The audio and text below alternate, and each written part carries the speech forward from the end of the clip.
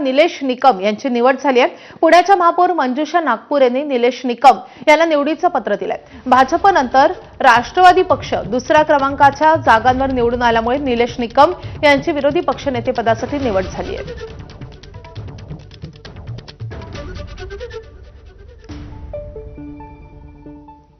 तर नाशिकमधला पक्षांतर्गत वाद हा अखेर एकनाथ शिंदेंनी बैठक घेऊन शमवलेला आहे।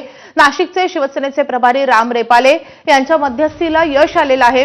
सव्वा वर्ष उपमहापौरपद या फॉर्म्युल्यावर आता शिक्कामोर्तब झाल्याची सूत्रांची माहिती आहे। तर नाशिकच्या शिवसेनेमधला हा वाद आता शिंदेंनी या सगळ्या संदर्भात मध्यस्थी केली आणि त्यानंतर या सगळ्या पदाधिकाऱ्यांना त्यांनी मुंबईमध्ये बोलून घेतलं। त्यांना कानतिचक्या देत एक दिलानं काम करण्याच्या सूचना दिल्या आणि अखेर हा वाद शमल्याचं समजतंय।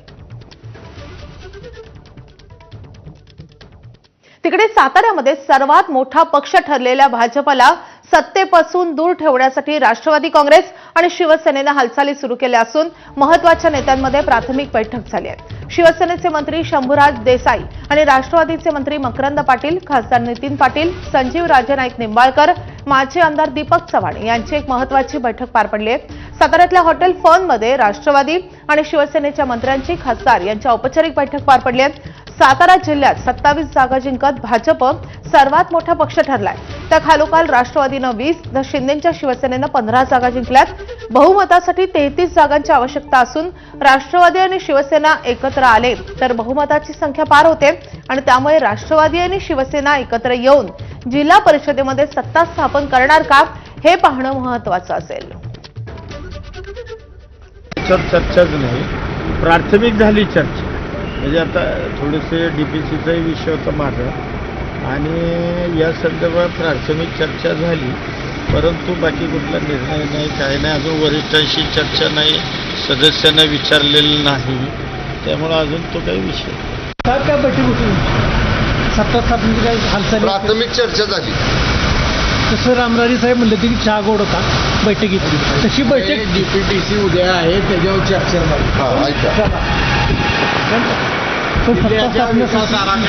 काय लक्ष लागले तुमच्याकडे आणि साहेब भाजपला डावलून जे सांगतायत नितीन काका त्याप्रमाणे उद्याच्या जिल्हा नियोजन समितीच्या बैठकी बाबतीतली चर्चा आमची झाली। आता पुढची महत्त्वाची बातमी। उपमुख्यमंत्री पदाचा पदभार स्वीकारल्यानंतर उपमुख्यमंत्री सुनेत्रा पवार रात्री दिल्लीत दाखल झाल्यात। आज सकाळी 11 वाजता उपमुख्यमंत्री सुनेत्रा पवार पंतप्रधान नरेंद्र मोदी, गृहमंत्री अमित शहा आणि उपराष्ट्रपतींची भेट घेतील। राज्यसभा खासदार म्हणून ते आपला राजीनामा उपराष्ट्रपती CP राधाकृष्णन यांच्याकडे सुपूर्द करतील। उपमुख्यमंत्री पदाची शपथ घेतल्यानंतर सदिच्छा भेट घेण्यासाठी जात असल्याची माहिती उपमुख्यमंत्री कार्यालयाने दिलेली आहे।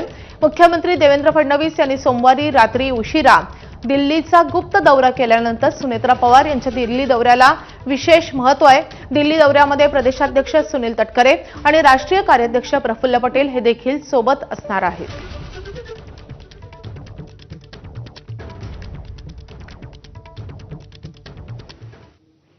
आता एक धक्कादायक बातमी येते। राज्यात